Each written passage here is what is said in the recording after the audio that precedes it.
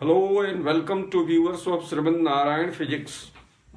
My dear students, today in this video program I am going to teach you about the electrical energy stored in a capacitor.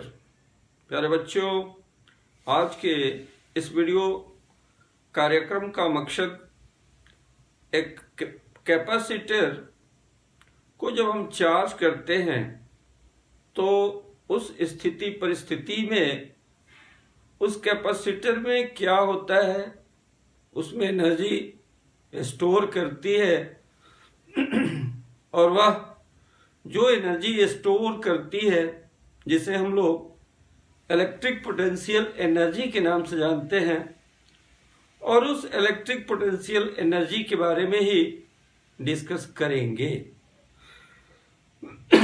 So let us start. First thing I would like to tell you, as you know very well that you have got battery.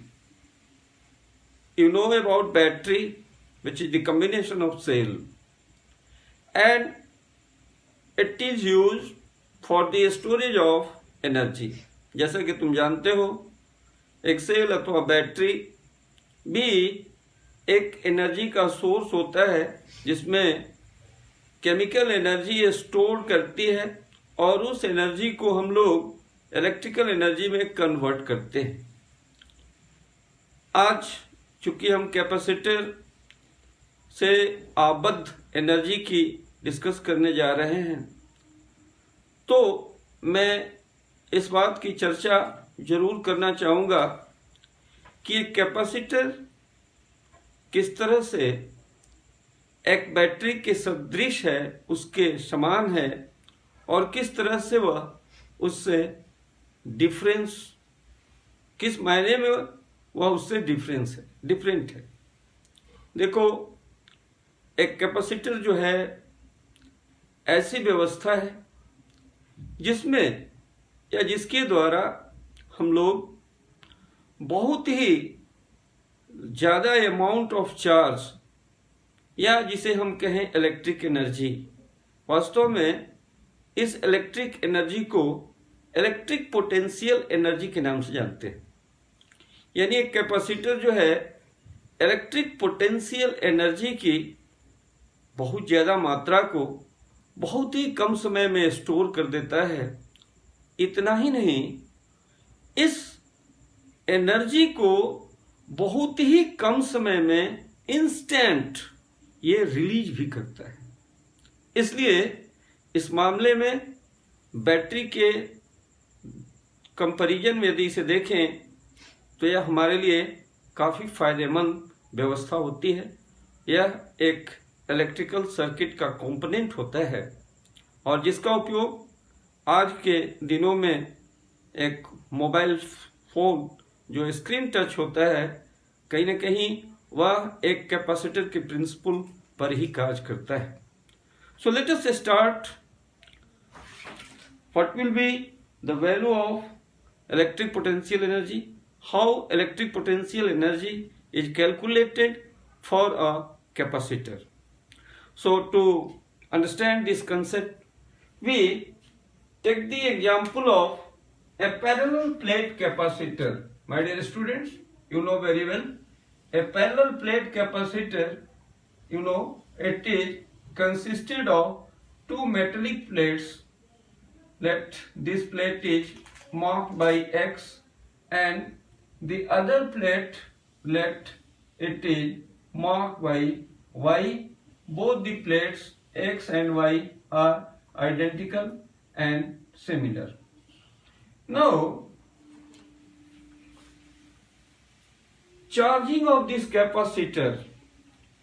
What is the meaning of charging of this capacitor? ये parallel plate capacitor है और इस parallel plate capacitor को charge करने का मतलब क्या हुआ?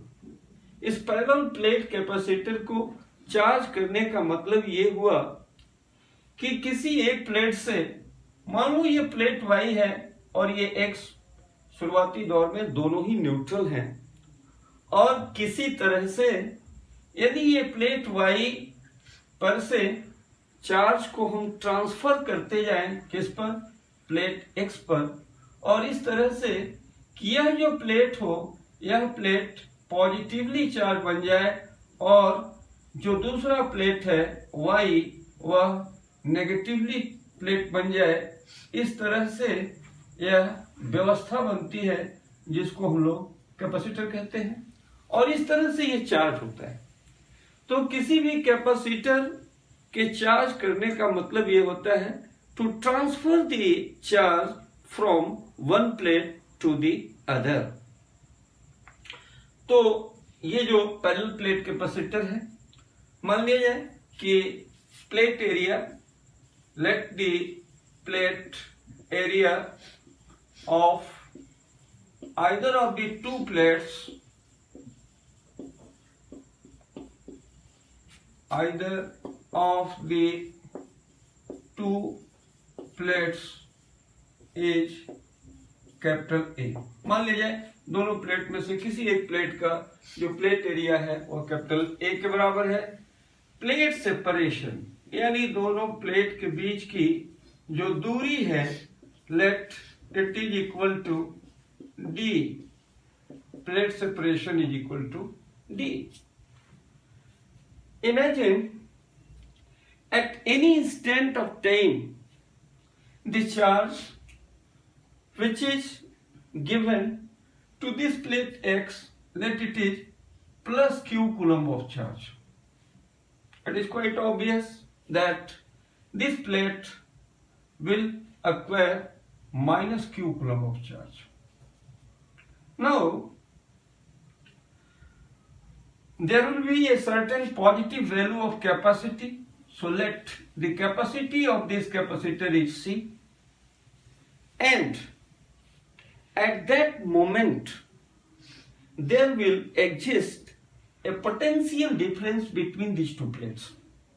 स्वाभाविक सी बात है, यह जो प्लेट होगा हाइयर पोटेंशियल पर होगा, नेगेटिव पोटेंशियल पर होगा और इस तरह से हम ये पाते हैं कि इन दोनों प्लेट्स के बीच में पोटेंशियल डिफरेंस डेवलप होता है।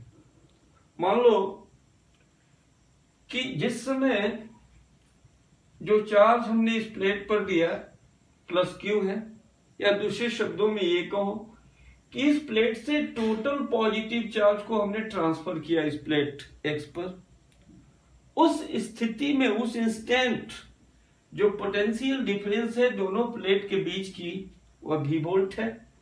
जैसा कि मैंने पहले डिस्कस किया, इस कैपेसिटर की कैपेसिटी C है और यदि यह स्थिति है तो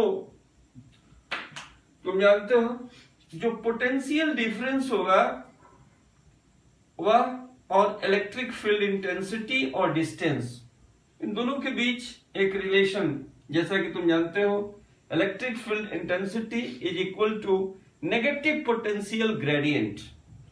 क्योंकि पोटेंशियल डिफरेंस दोनों प्लेट के बीच की V है और दोनों के बीच का प्लेट सेपरेशन D है, इसलिए हम लिख सकते हैं E बराबर V बाई D। दूसरी बात, यह कैपेसिटर है और यह कैपेसिटर की जो कैपेसिटी है इसके लिए ऑलरेडी हमने पढ़ा चुका है कि एक पैरेलल प्लेट कैपेसिटर के लिए कैपेसिटी की वैल्यू जो होती है epsilon not into A divided by D के बराबर होती है।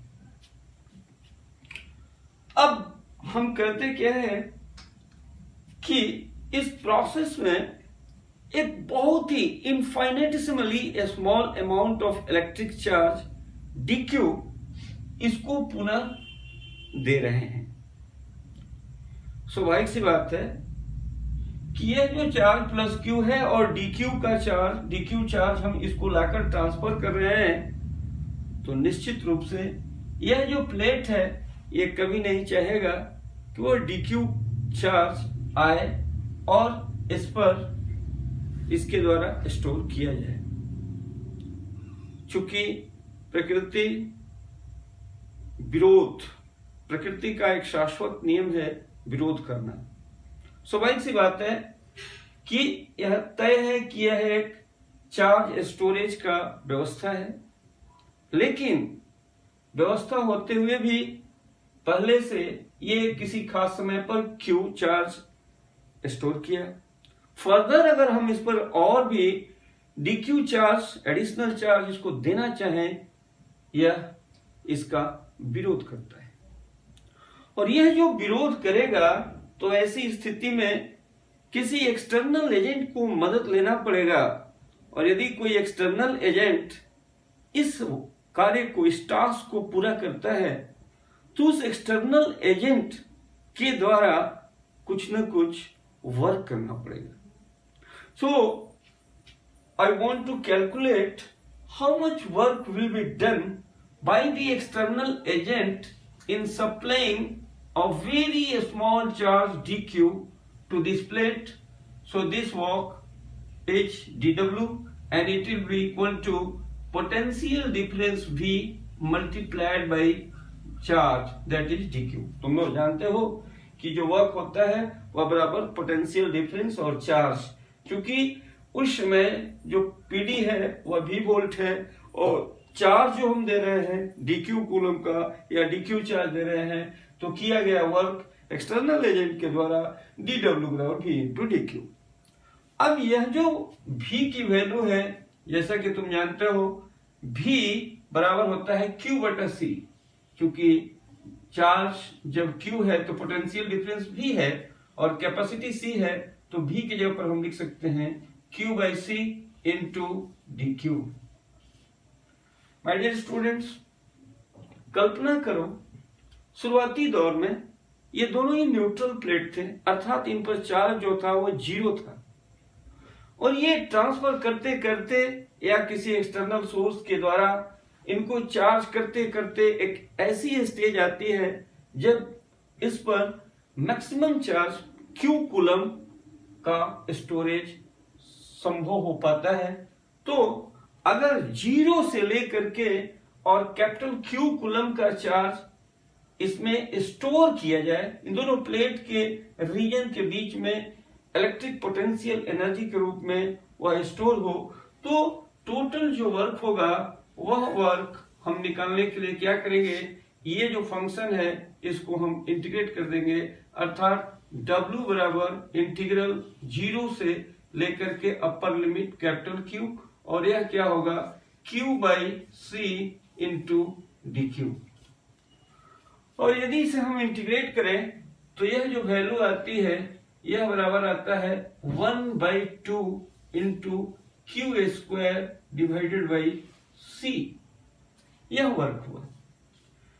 My dear student, this work done gets stored in this capacitor in the form of electric potential energy, and this is called electric potential energy of this capacitor. So the formula for electric potential energy of this capacitor will be given as U equals to 1/2 into Q square divided by C।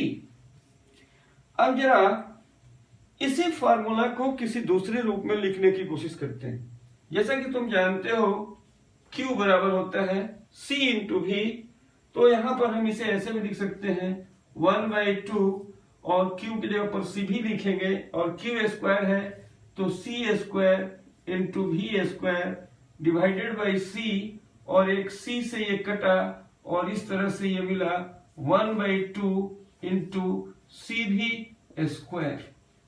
यह भी एक formula मिल गया, अर्थात एक formula 1/2 Q square by सी, दूसरा formula 1/2 सी भी square, और एक और फार्मूला भी तुम दे सकते हो हाफ इंटू क्यू इंटू भी, यानी यही फार्मूला U बराबर होगा half into Q square by C, that you can write Q into Q by C, that you can write 1/2 into Q and Q by C, it is equal to what? Q by C, it is equal to V. So we write half into Q into V. अर्थात एक ही energy का formula, लेकिन इसको तीन भिन्न भिन्न रूपों में हम प्राप्त कर सकते हैं। पहला 1/2 Q²/C, दूसरा हाफ CV², और तीसरा हाफ इंटू QV।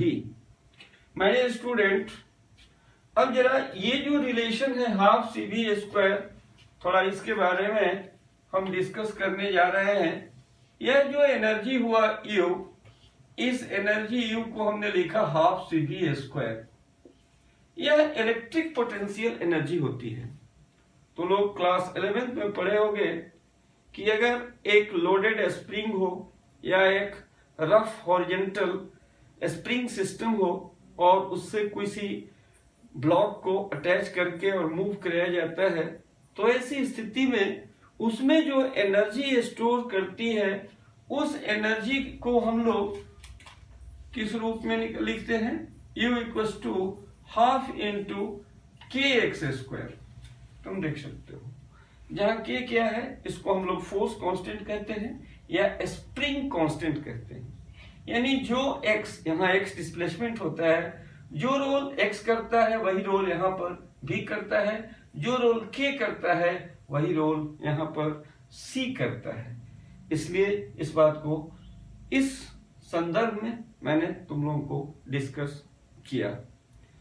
अब अगर तुम चाहो एनर्जी डेंसिटी को कैलकुलेट करना, then you can calculate the value of energy density for a parallel plate capacitor. यानी एक पैरेलल प्लेट कैपेसिटर या किसी भी कैपेसिटर के लिए एनर्जी डेंसिटी की वैल्यू यदि हम कैलकुलेट करना चाहें, तो एनर्जी डेंसिटी की वैल्यू को कैसे कैलकुलेट किया जा सकता है। यू कैन सी हियर, अभी हमने ये बताया कि किसी भी कैपेसिटर के लिए जो इलेक्ट्रिक पोटेंशियल एनर्जी की वैल्यू होती है U = 1/2 CV² होती है। अब जरा देखो, इसको हम लिख सकते हैं 1/2, एक पैरेलल प्लेट कैपेसिटर को हम लेते हैं, तो C की वैल्यू ε0 × A / D। और जैसा कि तुम जानते हो V, अभी हमने बताया E = V/D, negative potential gradient. तो यहां से हम लिख सकते हैं V = E × D। और इस तरह से यहाँ पर V² है, तो इसकी वैल्यू को हम लिख सकते हैं E² × D²।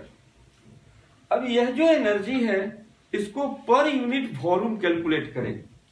तो energy per unit volume, energy per unit volume, तो एनर्जी पर यूनिट वॉल्यूम निकालने के लिए क्या करोगे भाई? जो एनर्जी U है, इसमें इसके वॉल्यूम से डिवाइड करना पड़ेगा। किसके लिए? पैरेलल प्लेट कैपेसिटर के लिए।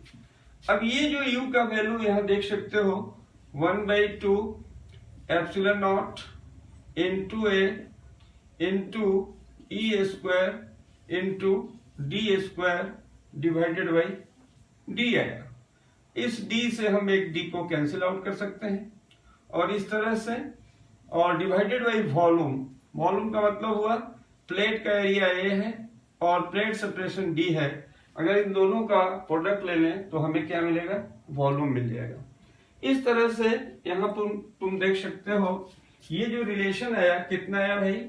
1/2 ε0 × A × E² और × D divided by A × D।